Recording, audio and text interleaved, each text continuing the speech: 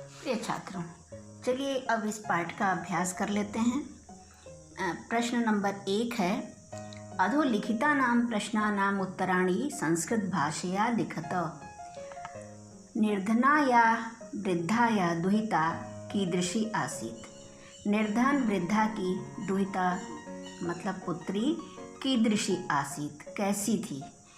पूरा जो है क्वेश्चन में से ही रहेगा, सिर्फ कीदृशी की जगह पे आपको लिखना है कुछ नए शब्द। देखिए आंसर बनेगा, निर्धना या वृद्धा या दुहिता विनम्रा मनोहरा च आसीत्। निर्धन वृद्धा की पुत्री विनम्र और मनोहर थी। ख, बालिकया पूर्वम किम न दृष्टम आसीत्। बालिका के द्वारा पहले क्या नहीं दृष्टम आसीत् देखा गया था। बालिकया पूर्वम बालिका के द्वारा पहले स्वर्ण पक्षो सोने के पंख वाला, रजत चंचु चांदी की चोंच वाला, स्वर्ण काकः सोने का कौआ न दृष्टम आसीत् नहीं देखा गया था। ग, रुदंतीम बालिकां काकः कथम आश्वासयत्। रोती हुई बालिका को काकः कथम आश्वासयत् कैसे चुप कराया, कैसे रोका उसको रोने से। तो उत्तर है, रुदंतीम बालिकां रोती हुई बालिका को काकः आश्वासयत् कौए ने ऐसे चुप कराया, यत कि माँ शुचः शोक मत करो, अहम तोभ्यम तंडुल मूल्यम दास्यामि। माँ शुचः शोक मत करो, मैं तुम्हें तंडुल मूल्यम दास्यामि चावलों का मूल्य दूंगा। घ, बालिका किम दृष्ट्वा आश्चर्यचकिता जाता। बालिका क्या देखकर आश्चर्य से चकित हो गई। पिप्पल वृक्षस्योपरि पीपल के वृक्ष के ऊपर स्वर्णमयम प्रासादम दृष्ट्वा सुनहरे महल को देखकर आश्चर्यचकिता जाता। बालिका आश्चर्यचकिता जाता। ङ, बालिका केन सोपानेन स्वर्णभवनम आससाद। बालिका किस सीढ़ी से सोने के भवन में पहुंची। बालिका स्वर्ण सोपानेन बालिका सोने की सीढ़ी से स्वर्ण भवनम आससाद सोने के भवन में पहुंची। च है, सा ताम्रस्थाल्या चयनाय किम तर्कम ददाति। वह तांबे की थाली को चुनने के लिए क्या तर्क देती है, क्या कारण बताती है। ताम्रस्थाल्या चयनाय तांबे की थाली को चुनने के लिए सा तर्कम ददाति वह तर्क देती है, यत यत माने कि सा निर्धन मातु दुहिता अस्ति वह निर्धन या गरीब माता की दुहिता अस्ति पुत्री है। छ, गर्विता बालिका कीदृशम सोपानम अयाचत। गर्विता बालिका घमंडी बालिका जो है कीदृशम सोपानम अयाचत कैसी सीढ़ी मांगती है। कीदृशम च प्राप्नोत और कैसा प्राप्त करती है। उत्तर है, गर्विता बालिका घमंडी बालिका स्वर्णमयम सोपानम अयाचत सुनहरी सीढ़ी अयाचत मने मांगती है। ताम्रमयम च प्राप्नोत किंतु तांबे की सीढ़ी प्राप्त करती है। प्रिय छात्रों, जया लिटरेचर में आपका पुनः स्वागत है। आज हम भाग 2 के अभ्यास कार्य को करेंगे। निम्नलिखित शब्दों के विलोम पदों को पाठ से चुनकर लिखिए। पश्चात, पश्चात माने बाद में, इसका विलोम पूर्वम। हसितुम हंसने के लिए, रोदितुम रोने के लिए, अधः नीचे, उपरि ऊपर, श्वेतः सफ़ेद, कृष्णः काला। सूर्यास्तः का विलोम होगा सूर्योदय। सुप्तः सोया हुआ, उत्थितः जगा हुआ। संधिम कुरुत संधि कीजिए। नी अवसत न्यवसत नी में जो ई है उसका य बन जाता है, यण संधि है बच्चों। तो नी अवसत न्यवसत। सूर्य उदय सूर्योदय, अ और उ मिलके ओ हो जाते हैं। वृक्षस्य उपरि वृक्षस्योपरि, सेम ये भी ऐसा ही है। ही अकारयत ह य ह ई अकारयत, ई का फिर से य हो जाएगा तो ह्य कारयत। न चौ एकाकिनी, वृद्धि संधि है, चौ पर ए की मात्रा लगेगी, चई हो जाएगा। चौ एकाकिनी चैकाकिनी। इति उक्त्वा, इति में ई है, ई का य हो जाएगा और उस पर उ की मात्रा लग जाएगी। इति युक्त्वा, इत्युक्त्वा, इत्युक्त्वा।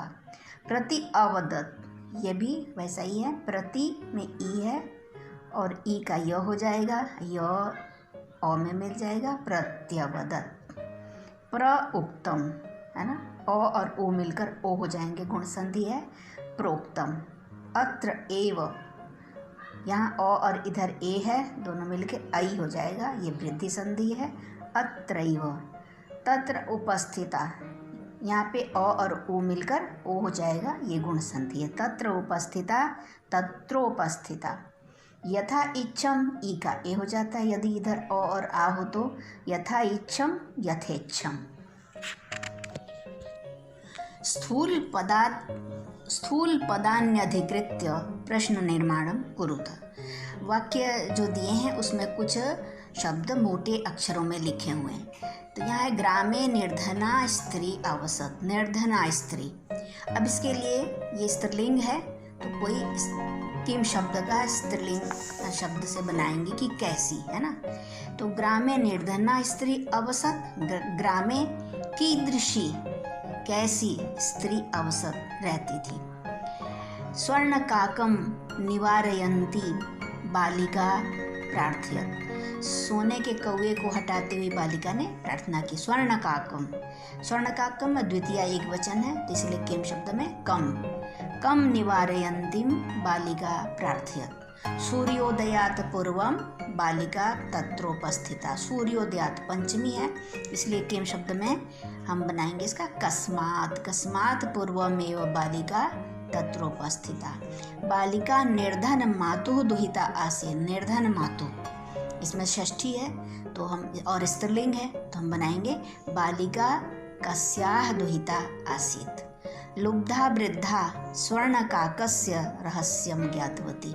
स्वर्णकाकस्य मोटे अक्षरों में है, षष्ठी विभक्ति का एक वचन है तो हम बनाएंगे लुब्धा वृद्धा कस्य रहस्यम अभिज्ञातवती। इसके बाद है फोर्थ क्वेश्चन। अब इसमें जो है प्रकृति प्रत्यय संयोगम कुरुत ऐसा लिखा है, पाठ से चुनकर भी लिख सकते हैं। तो हस में क्षत्रि, है ना, क्षत्रि किसी धातु में जब जोड़ते हैं तो उसका मतलब होता है शो, जो व्यंजन है उसका, है ना, लोप हो जाता है, बच जाता है अ, और इधर त्रि की जगह पे मतलब नौ हो जाता है। आप समझ लीजिए अन जोड़ते हैं, अत जोड़ते हैं नपुंसक लिंग में और अन जोड़ते हैं पुल्लिंग में और अति जोड़ते हैं स्त्रीलिंग में। तो यहाँ पे हंस क्षत्रि, है ना, हम यहाँ पे पुल्लिंग में बना रहे हैं। हंस क्षत्रि हसन, भक्ष क्षत्रि भक्षयन, विलोक्रिल्यप, विलोक्रिल्यप विलोक्य, ल्यप प्रत्यय का सिर्फ य शेष बचता है तो विलोक्रिल्यप विलोक्य। विक्षिप्ल्यप निक्षिप्ल्यप निक्षेप्य, है ना। आगम ल्यप, है ना, यहाँ पे भी यह जोड़ेगा आगम ल्यप आगत्य। दृष्टवा दृष्टवा, शीत्वा शयित्वा, है ना, सोकर। इसमें जो ये जो दोनों प्रत्यय है ना, नहीं खैर अलग अलग अर्थ हैं। वृद्ध टाप वृद्धा, टाप का मतलब है बच्चों आ जोड़ना, है ना। वृद्ध है पुल्लिंग और आ जोड़ के उसको स्त्रीलिंग बना देते हैं, है ना, संज्ञा शब्दों को। जैसे वृद्ध टाप वृद्धा, सुत टाप सूता। और ये जो है तुलना करने के अर्थ में लघुतमप सबसे सुपरलेटिव डिग्री, लघुतमप लघुत्तमम, है ना, लघुतमप लघुत्तमम।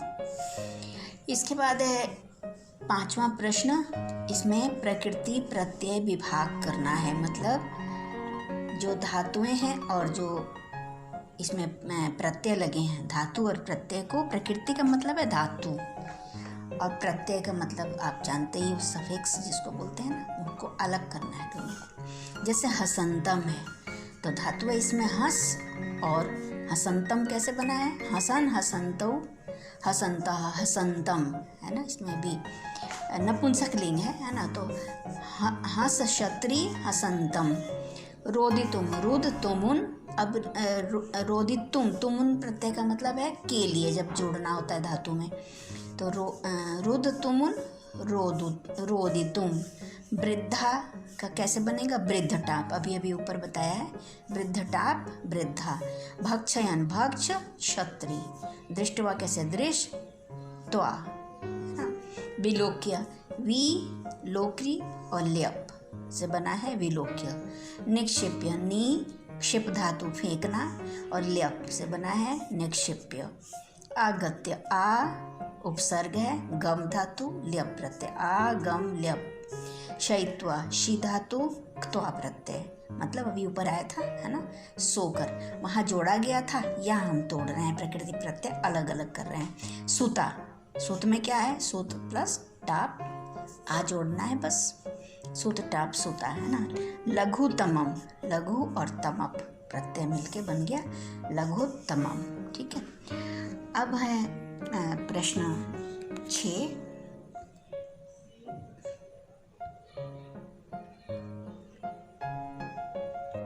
प्रश्न 6, इसमें लिखा है अधोलिखितानि कथनानि, नीचे लिखे हुए कथन को कह माने किसने पुल्लिंग और का स्त्रीलिंग, किसने, है ना, किस पुरुष या किस स्त्री जाति ने, काम माने किस पुरुष को, या काम किस महिला को कथयति कहता है ना। ये कथन जो है किसने किससे कहा, सिंपल अगर कहें तो ऐसे कथन दिए हैं, और कह और का किसने, और कम काम किसको कहा। तो आपको पता ही होगा, पूरा पाठ आपने ध्यान से अगर पढ़ा है। क है इसका पूर्वम प्रातराशः क्रियताम, पहले नाश्ता कर लो या अल्पाहार कर लो। किसने कहा था? का कहा कौवे ने, किसको? बालिकाम, बालिका को। सूर्यातपे तंडुलान खगेभ्यः रक्ष, धूप में चावलों की पक्षियों से रक्षा करो। किसने कहा था? वृद्ध माता, और या निर्धन माता भी कह सकते हैं। और किसने किसको कहा था? दुहिताम, अपनी पुत्री को। तंडुलान माँ भक्षय, चावलों को मत खाओ। कैसा किसने कहा था? बालिका ने। किसको? स्वर्ण काकम, सोने के कौवे को। अहम तुभ्यम तंडुल मूल्यम दास्यामी, किसने कहा था? स्वर्ण काका, सोने के कौवे ने। किसको? बालिकाम, निर्धन बालिकाम ऐसा भी कह सकते हैं आप। वो नीच कहा अहम आगता, है नीच कौवे मैं तो आ गई हूँ। मह्यम तंडुल मूल्यम प्रयच्छ, मुझे चावलों का दाम दो। किसने कहा था? लुब्धा बालिका, उस लालची बालिका ने कहा था। किसे? स्वर्ण काकम, सोने के कौवे को। अब अंतिम प्रश्न है, उदाहरणम अनुसृत्य, उदाहरण एक दे रहे हैं, उसका अनुसरण करते हुए कोष्ठक गतेषु पदेषु, कोष्ठक में दिए गए, ब्रैकेट में दिए गए पदों में पंचमी विभक्ति प्रयोगम कृत्वा, पंचमी विभक्ति का प्रयोग करके रिक्त स्थानानि पूरयत, खाली स्थान को पूरा कीजिए। अब आप जानते ही हैं मोटे तौर पर पंचमी विभक्ति जो है दूर होने के अर्थ में, या जहाँ से कोई चीज़ उत्पन्न हो रही हो, बाहर निकल रही हो, है ना, या दुख से बचाने या किसी चीज़ से डराने के अर्थ में, ना, मतलब किसी चीज़ से रोकने के अर्थ में प्रयोग किया जाता है। ऐसे तो बहुत सारे स्थल हैं जहाँ पे पंचमी विभक्ति का प्रयोग किया जाता है, परंतु आपके ये 2-3 ही यहाँ पे मुख्य हैं। तो पहले उदाहरण देख लेते हैं। उदाहरण है यथा, लिखा है उदाहरण, यथा मीन्स उदाहरण के लिए। मूषकः बिलात बहि निर्गच्छति, चूहा बिलाद बहि, बिल से बाहर, निर्गच्छति निकलता है, और ब्रैकेट में बिल दिया है तो बिल में हम पंचमी लगाएंगे तो बन जाएगा बिलात, बिलात लिखा है, मूषक बिलात बहि निर्गच्छति। अब हमें ऐसे ही बनाना है। क है जनः डैश बहि आगच्छति, और ग्राम शब्द है, ग्राम में पंचमी लगाएंगे तो बनेगा ग्रामात, जनः ग्रामात बहि आगच्छति, है ना, आदमी जो है गांव से बाहर आता है, गांव से बाहर, इसलिए पंचमी। नद्यः पर्वतेभ्यः निस्सरन्ति, नदियाँ पर्वतों से निस्सरन्ति निकलती है ना, यहाँ बाहर निकलती है। पर्वत शब्द है ब्रैकेट में तो बन गया पर्वतेभ्यः। डैश पत्राणि पतन्ति ब्रैकेट में है वृक्ष, तो वृक्ष में पंचमी लगाएंगे बनेगा वृक्षात् पत्राणि पतन्ति, वृक्ष से पत्ते गिरते हैं। बालका सिंहात् बिभेति, बालक जिससे डरते हैं उसमें भी पंचमी होती है, तो सिंह शब्द है ब्रैकेट में है ना, तो उसमें हम पंचमी लगाएंगे तो बनेगा बालकः सिंहात्, सिंह से बन जाएगा सिंहात् बिभेति, सिंह से डरता है। ईश्वरः क्लेशात् त्रायते, भगवान जो है क्लेश शब्द जो है ब्रैकेट में है, ईश्वरः डैश त्रायते, क्लेश शब्द से क्या बनाएंगे क्लेशात् या क्लेशेभ्यः, पंचमी विभक्ति का बहुवचन भी लगा सकते हैं, एक वचन भी लगा सकते हैं। ईश्वर क्लेश से त्रायते माने रक्षा करते हैं। प्रभु भक्तम पापात निवारयति, प्रभु जो है भक्त को, अपने भक्त को पापात, पाप शब्द है ब्रैकेट में तो प्रभु भक्तम डैश निवारयति, पाप शब्द है ब्रैकेट में, पाप में बनाएंगे पंचमी लगाएंगे पंचमी तो बन जाएगा पापात, प्रभु भक्त को पाप से बचाता है, अर्थ निकलता है एक वचन, लेकिन हम प्रभु के लिए आदरेश बहुवचन, जब हम किसी को आदर देते हैं तो उसमें बहुवचन का प्रयोग करते हैं ना क्रिया में। तो प्रभु भक्तम पापात निवारयति है ना, भगवान भक्त को पाप से बचाते हैं, कहेंगे हम बचाता है, ऐसा नहीं कहेंगे, ठीक है ना। तो आज ये अभ्यास समाप्त हो गया।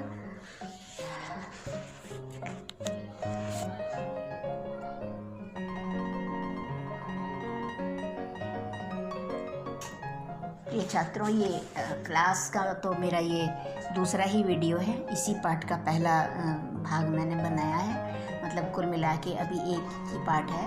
और वैसे तो क्लास में इतने समय से बहुत सालों से मैंने पढ़ाया है, परंतु वीडियो बनाने का एक्सपीरियंस जो है अभी ये बिल्कुल पहला नया ही है, तो हो सकता है कि कुछ त्रुटियां इसमें हों, तो आप उन त्रुटियों को ना देखकर जो आपको उसमें गुण दिखाई दें उन्हें ही ग्रहण कीजिएगा।